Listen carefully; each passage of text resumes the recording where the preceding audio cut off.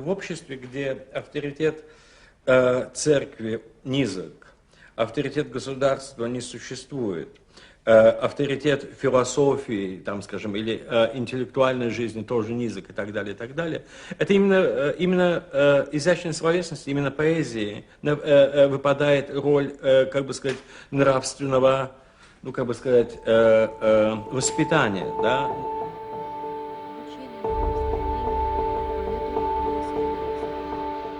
One of the greatest Russian poets of the 20th century, Joseph Brodsky, has a series of essays that are called On Grief and Reason, Less Than One, where he explores lives of poets such as Cavafy, Akhmatova, Robert Frost or Derek Walcott. Brodsky's essays are absolutely beautiful because he unpacks the personality behind the poet. I was really inspired by his essays and wanted to replicate it in video form here on my channel. And I wanted to start this series of videos with a 13th century Persian poet Rumi. It's quite likely that you've heard about him. Rumi's poetry is so inspiring and so beautiful.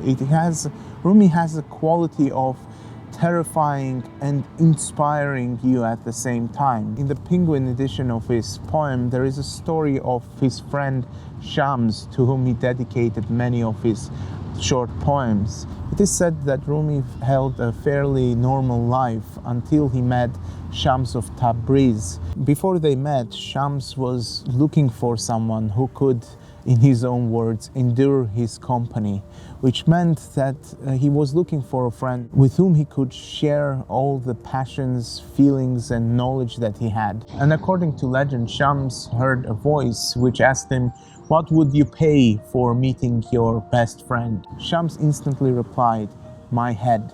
In exchange for meeting his best friend, Shams promised his head. And when he finally met Rumi, they spent a lot of time together, thinking, reading poetry to each other.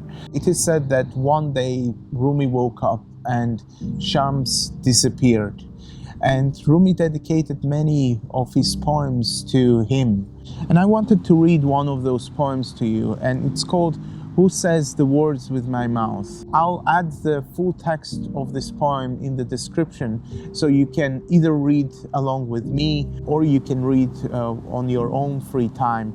But I would like to read it out to you. Since there are not many places where we can sit down and read poetry out loud, I thought this corner of internet would serve this purpose. All day I think about it, then at night I say it. Where did I come from? And what am I supposed to be doing? I have no idea. My soul is from elsewhere, I'm sure of that, and I intend to end up there. This drunkenness began in some other tavern. When I get back around to that place, I'll be completely sober. Meanwhile, I'm like a bird from another continent, sitting in this aviary. The day is coming when I fly off, but who is it now in my ear who hears my voice, who says words with my mouth, who looks out with my eyes? What is the soul? I cannot stop asking. If I could taste one sip of an answer, I could break out of this prison for drunks. I didn't come here of my own accord, and I can't leave that way. Whoever brought me here will have to take me home. This poetry, I never know what I'm going to say. I don't plan it. When I'm outside saying of it, I get very quiet and rarely speak at all. Rumi was a mystic. He believed that we can have a certain connection with the divine through our experiences, that we didn't need a middleman who tell us how to communicate with the divine.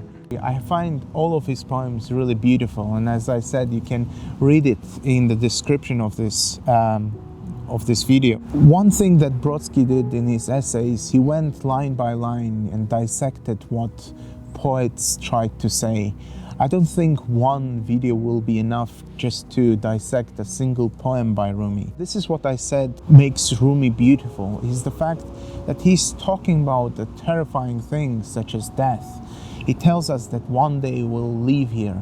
But at the same time, he tells us that we have something divine in us, somewhere that we are going to return back to. And I find it very inspiring, especially when he says that the day is coming when I fly off. But who is it now in my ear who hears my voice, who says words with my mouth? For Rumi, poetry was the source of connection with the divine. He believed that he wasn't writing something that came out rationally, out of his mind. Poetry is always irrational. It is not that I've went across all the editions of Rumi and decided to recommend this exact Penguin Classics for you to buy, but I found this edition to be actually quite beautiful because the person who translated it and compiled it, Coleman Banks, his introduction to Rumi's poetry is written with such a passion, with such a dedication to this poet. I hope you enjoyed this format of videos. I believe that there are not many places where we can sit down and read poetry out loud.